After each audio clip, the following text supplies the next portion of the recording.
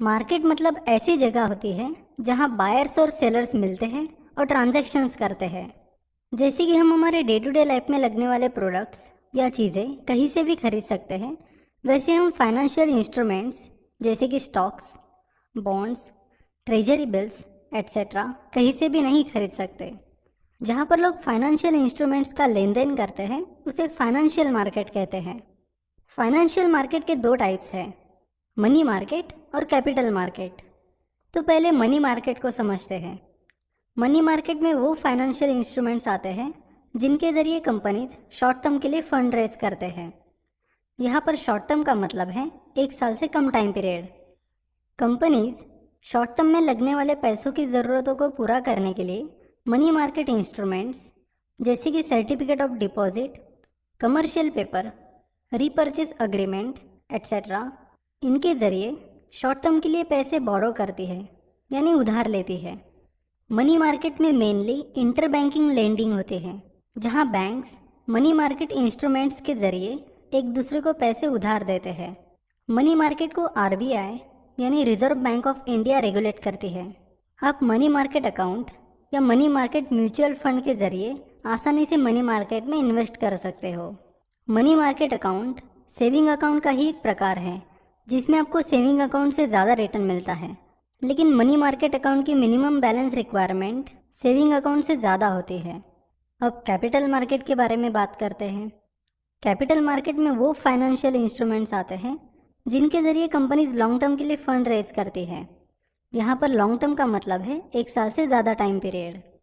Companies या government अपनी long term में लगने वाले पैसों की ज़रूरतों को पूरा करने के लिए कैपिटल मार्केट इंस्ट्रूमेंट्स जैसे कि स्टॉक्स और बॉन्ड्स के ज़रिए फंड रेज करते हैं। कैपिटल मार्केट को सेबी यानी securities and exchange board of India regulate करती है। कैपिटल मार्केट इंस्ट्रूमेंट्स में मनी मार्केट इंस्ट्रूमेंट से ज़्यादा रिस्क होता है और रिटर्न्स भी मनी मार्केट इंस्ट्रूमेंट से ज़्यादा होते हैं। कैपिटल मार्केट के दो टाइप्स हैं, प्राइमरी मार्केट और सेकेंडरी मार्केट। प्राइमरी मार्केट में नई सिक्योरिटीज़ जैसे कि नए शेयर्स और बॉन्ड्स इश्यू किए जाते हैं, इसलिए प्राइमरी मार्केट को न्यू इश्यू मार्केट भी कहते हैं। प्राइमरी मार्केट में कंपनीज इन्वेस्टर्स को शेयर्स बेचती है जिससे उस कंपनी को फंड यानी पैसा मिलता है, और जिन इन्वेस्टर्स ने उस कंपनी में इन्वेस्ट किया है वो उस कंपनी में भागीदार बन जाते हैं। प्राइमरी मार्केट में सीधे कंपनी और इन्वेस्टर्स के बीच ट्रांजैक्शन होता है। प्राइमरी मार्केट में इन्वेस्टर्स ने इन्वेस्ट किया हुआ पैसा सीधा कंपनी के पास जाता है और इन्वेस्टर्स को कंपनी के शेयर्स मिल जाते हैं जिससे वो उस कंपनी में भागीदार बन जाते हैं। प्राइमरी मार्केट में कंपनीज अलग अलग मेथड से फंड रेज कर सकती है, जैसे कि public issue, private placement, right issue etcetera. तो पहले बात करते हैं पब्लिक इशू यानी कि आईपीओ की। जब कोई कंपनी पहली बार पब्लिक को अपने शेयर्स बेचती है तो उसे आईपीओ यानी इनिशियल पब्लिक ऑफरिंग कहते हैं। वही प्राइवेट प्लेसमेंट में कंपनी पब्लिक के बजाय कुछ सिलेक्टेड इन्वेस्टर्स को ही अपने शेयर्स बेचती है, जैसे कि mutual funds, insurance companies, venture capital, banks etcetera. अब राइट इशू की बात करते हैं। राइट इशू में कंपनी अपने एग्जिस्टिंग यानी मौजूदा शेयर होल्डर्स को शेयर्स बेचकर फंड उठाती है। फॉर एग्जाम्पल, अगर एबीसी कंपनी 1:2 राइट इशू ला रही है तो इसका मतलब है कि 2 शेयर्स के पीछे एबीसी के शेयर होल्डर्स एक एक्स्ट्रा शेयर खरीद सकते हैं। राइट इशू में इशू होने वाले शेयर्स की प्राइस यूजुअली उस स्टॉक की करंट मार्केट प्राइस से कम होती है। प्राइमरी मार्केट में इन्वेस्टर्स सिर्फ शेयर्स खरीद सकते हैं, वे उन्हें बेच नहीं सकते। अगर आपको प्राइमरी मार्केट में खरीदे हुए शेयर सेल करने हैं तो आपको उन्हें सेकेंडरी मार्केट में सेल करना होगा। प्राइमरी मार्केट में जैसे कि आईपीओ में कंपनी अपने शेयर्स इन्वेस्टर्स को बेचती है और आईपीओ प्रोसेस पूरी होने के बाद यानी इन्वेस्टर्स को वो शेयर्स अलॉट होने के बाद वो स्टॉक एक्सचेंज पर लिस्ट हो जाता है। स्टॉक एक्सचेंज सेकेंडरी मार्केट है जहां आप आईपीओ में खरीदे हुए शेयर्स बेच सकते हो।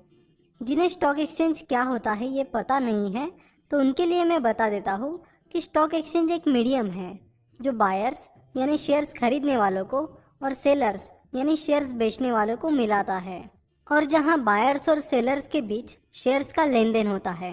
जब भी हम स्टॉक मार्केट का नाम सुनते हैं तब हमारे सामने स्टॉक एक्सचेंज आ जाता है जो कि सेकेंडरी मार्केट है। तो जब हम स्टॉक एक्सचेंज पर यानी Bombay stock exchange that is BSE या national stock exchange that is NSE पर शेयर्स बाय या सेल करते हैं, तब हम एक्चुअली सेकेंडरी मार्केट में ट्रेड कर रहे होते हैं। सेकेंडरी मार्केट में शेयर्स और पैसे दोनों भी इन्वेस्टर्स के बीच एक्सचेंज होते हैं। सेकेंडरी मार्केट में जो ट्रांजैक्शंस होते हैं उनमें कंपनी शामिल नहीं होती है। फॉर एग्जांपल, अगर आप ICICI बैंक के शेयर्स खरीद रहे हो तो आप किसी और इन्वेस्टर से ICICI बैंक के शेयर्स खरीद रहे हो और आपने शेयर्स खरीदने के लिए जो पैसे इन्वेस्ट किए हैं वो पैसे शेयर सेल करने वाले इन्वेस्टर को मिलते हैं। उस ट्रांजैक्शन में ICICI बैंक शामिल नहीं है। सेकेंडरी मार्केट को आफ्टर मार्केट भी कहते हैं क्योंकि यहाँ पहले ही इशू किए हुए शेयर्स ट्रेड होते हैं।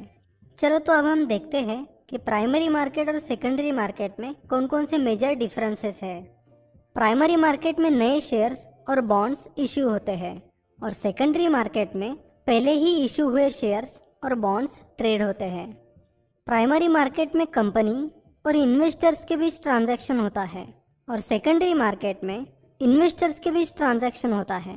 सेकेंडरी मार्केट के ट्रांजैक्शंस में कंपनी शामिल नहीं होती है। प्राइमरी मार्केट में जब हम पैसे इन्वेस्ट करते हैं तब वो पैसा सीधा कंपनी के पास जाता है और जब हम सेकेंडरी मार्केट में इन्वेस्ट करते हैं तब वो पैसा एक इन्वेस्टर से दूसरे इन्वेस्टर के पास जाता है। प्राइमरी मार्केट में शेयर की प्राइस कंपनी डिसाइड करती है, वही सेकेंडरी मार्केट में शेयर की प्राइस उसकी सप्लाई और डिमांड से डिसाइड होती है।